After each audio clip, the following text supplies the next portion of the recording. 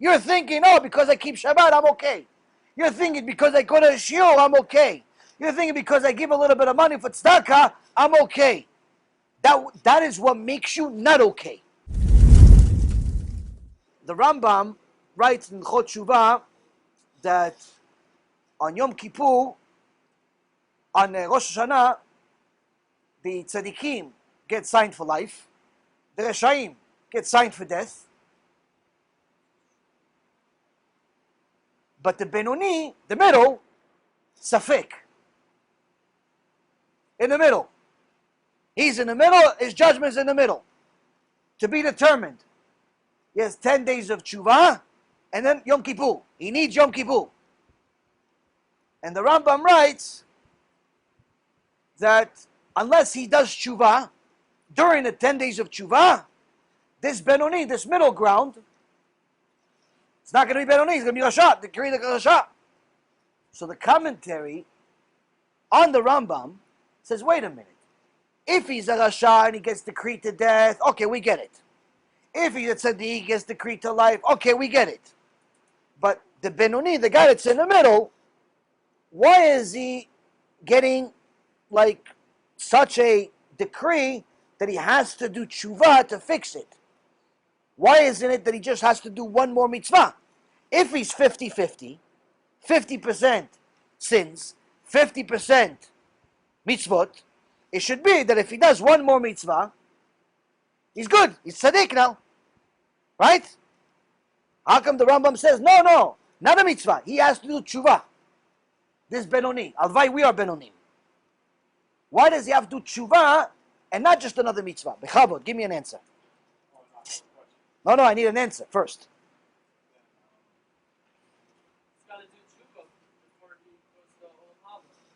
No, but he says, for now, right now we had Rosh Hashana. Rosh Hashana, tzaddikim, they're good. Reshaim, bad. Benoni, the middle ground, 50-50. No judgment yet. He needs to do tshuva by the time he gets to Yom Kippur, in order for Hashem to put him on the favorable side, on the tzaddikim side. So the Chachamim ask, how come he has to do tshuva and not just one mitzvah? Like, for example, go pick up an apple, say, Baruch atah Hashem Elokeinu melech haolam borei pri ha'etz, you made one more mitzvah, finish, you're tzaddik. Why not? He's 50-50. But the weighing of mitzvahs and the weighing of averos still exist. So they don't just disappear. Okay, we're not saying they're going to disappear. He's 50-50. Let's say he's not. 50-50. You guys are in the right direction. 50-50 though. Yeah, but he doesn't know that he's 50-50. Okay. He doesn't know, yes, he has to do TeShuva. So we'll combine all of your answers.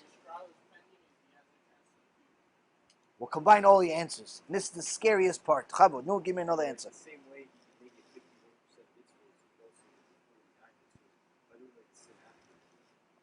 51% Okay, so here's the commentary. Chachamim say the following.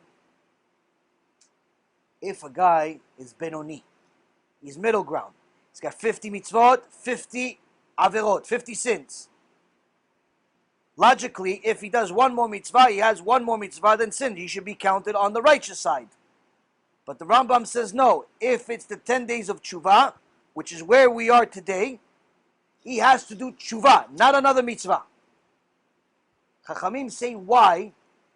Because if he has not done tshuva already, after Rosh Hashanah has passed, and he still hasn't done tshuva, he arrived at the 10 days of tshuva without doing tshuva yet.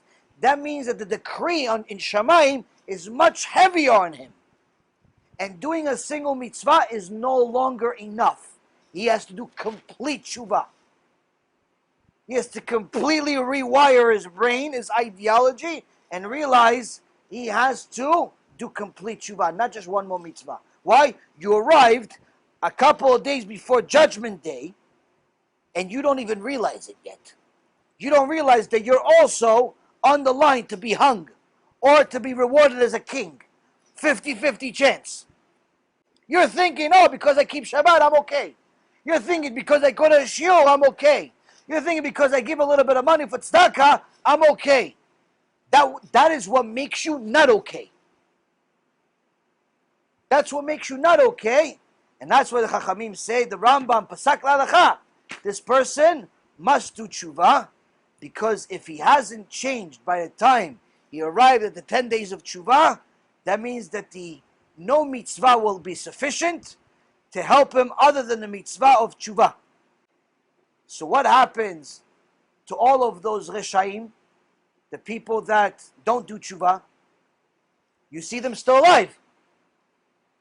Last year they were reshaim, this year they're reshaim, 2 years ago they were reshaim, they continue living though. So here, Rabotai, it's important to know that HaKadosh Baruch Hu still punishes, but even in his punishment, he has mercy. So what's the mercy? Is that he gives people the death penalty in different ways. One of the most common ways that he gives people the death penalty is shortening their life. So a guy comes to the world, he's decreed to live 120 years. He's decreed to live 120 years. He's already 13 years old, he's considered a man. He continues, Yom Kippur comes, he hasn't done tshuva. He hasn't done tshuva, Hashem says, okay, now it's 115 instead of 120. He just lost 5 years. He got the death penalty. He doesn't realize he got the death penalty. But he got a death penalty. He just lost 5 years of his life. Next year doesn't do tshuva. Okay, now it's 114. Next year doesn't do tshuva. There's more sins. Oh, now it's 110. Next year. By the time he's 25, he thinks he's got the whole world in his hands. He doesn't realize he's only got 5 more years to live. Shem Yachem. He thinks he's got the whole world in his hand. He just got a business. He's got this. He's got that. He's got everything. He doesn't realize he's got 5 years left on his clock. Unless he does serious tshuva.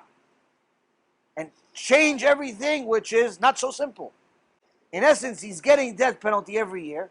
This is the reason why, if you look at the statistics, online you could see it, almost 18.5 million people die every year around the world. And it's not a fair balance where you say, oh, it's mostly people that are 100 years old die. It's not even close. Most people that die are much, much younger than even half their life. Much, much younger. They got a death penalty. They died younger. They were supposed to live 120 years. But they didn't. Why? They lived 35 years, 40 years, 45 years, 50 years. Yeah, but he had all the money in the world. Yeah, the money's here. He's not. And that's, Rabotai, how HaKadosh Baruch Hu fulfills the verse, Meshalem el sonav el panav le'avido. At the end of Parashat Vayitchanan, it says, Hashem pays his haters cash to their face. How? He gives them a lot of materialism in this world in order to destroy them. How so? He gives them the reward for whatever mitzvot they did here, but at the same time he's shortening their life. And even more so, he doesn't give them the thought process, the wisdom that they need to have to think, maybe I need to do tshuva. Maybe I need to do tshuva. Some people get the worst punishment of all in this world, which is they lose the inclination to do tshuva. Hashem removes their free choice. They don't have any thought process whatsoever of doing tshuva. That's what the Rambam writes in Chot Tshuva is the worst punishment in the world, where a person is not allowed to do tshuva. This is rare. It's not common at all. Anyone that's watching the shiur, I promise you, you're not part of those, because people that watch the shiur, Baruch Hashem, usually do tshuva at some point or another. But the person that doesn't, that got this punishment, doesn't even think about a shiur. Doesn't think about anything. So that's the case. I urge you to open up your heart, open up your wallet, support this incredible cause by donating. You're not only helping others, but you're also opening the door to divine blessings in your own life by really setting Hashem's children on the right track.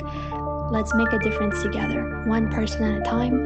Thank you, and may Hashem bless all the sponsors and grow the Bezrat Hashem organization.